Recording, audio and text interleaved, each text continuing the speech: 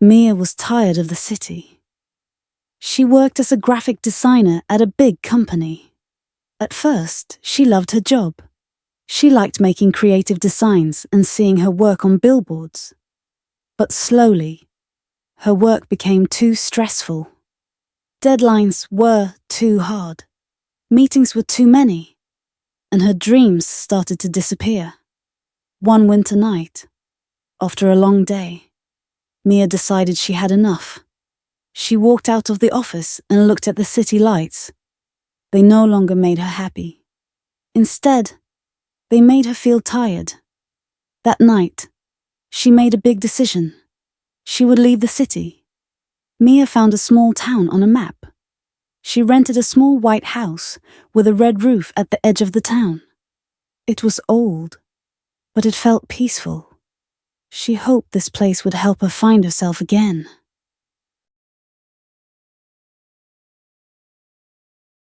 The town was quiet and friendly. There were small shops with hand-painted signs, and people smiled and waved at Mia when she walked by. On her first morning, she went to a little cafe. The barista, a friendly woman, gave her a warm smile. "Are you new here?" the barista asked. "Yes," Mia said. "You'll like it here. It's a peaceful place," the barista said. Mia felt a bit more sure about her decision. The town seemed like the perfect place for a fresh start. On her first night in the new house, Mia saw something strange. From the backyard, she noticed a soft light shining behind a wooden gate covered with ivy. Curious, she tried to open the gate, but it was locked. She decided to look closer in the morning. The next day, Mia found a crowbar in the shed and returned to the gate. After some effort, the gate finally opened. What she saw made her gasp. Behind the gate was a magical garden.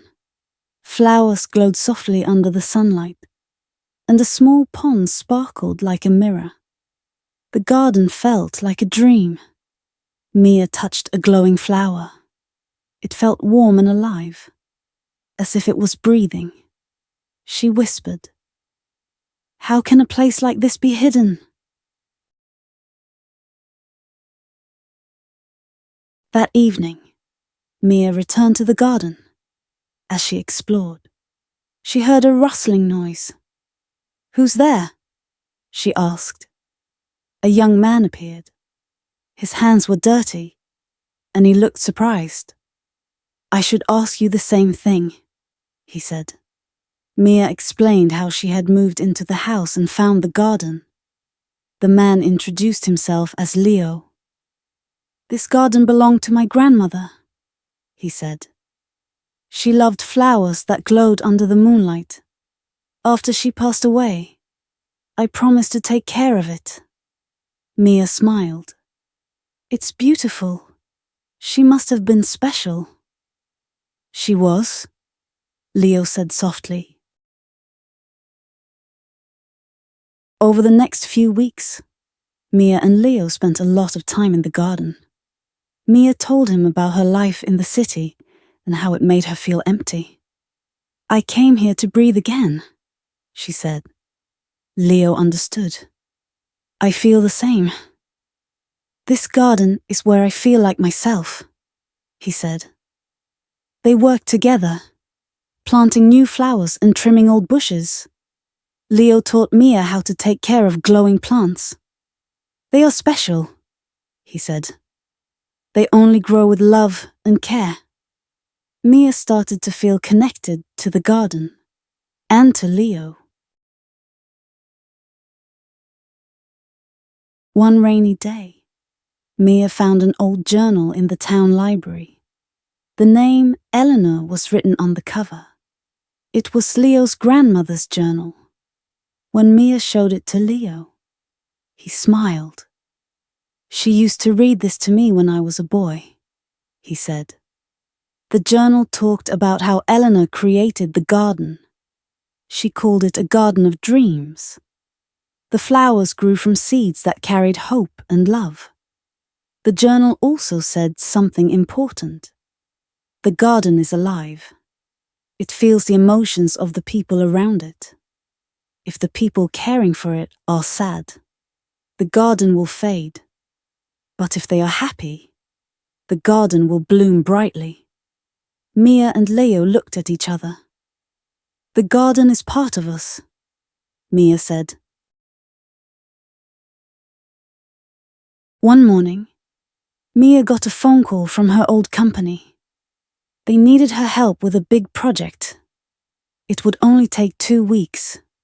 They said. Mia wasn't sure what to do.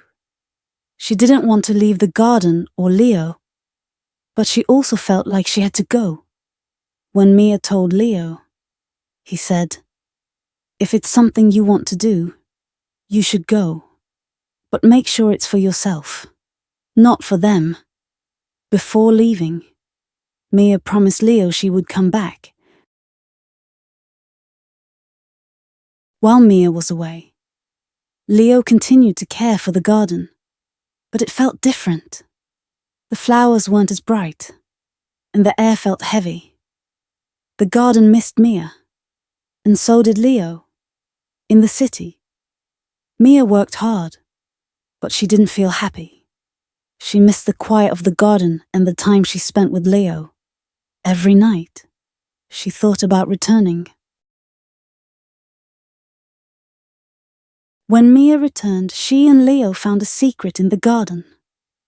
They followed a map from Eleanor's journal and discovered a hidden box under an old tree. Inside was a letter from Eleanor and a small bag of seeds. The letter said, "This garden is a place of hope and love. These seeds are special, but they will only grow if you care for them with all your heart. The garden will always reflect the people who care for it. Keep it alive." Mia and Leo planted the seeds together. As they worked, they shared their dreams and hopes. Slowly, the garden began to shine again. The flowers glowed brighter than ever, and the garden felt alive. Mia and Leo opened a small flower shop in town. They called it Luminous Petals.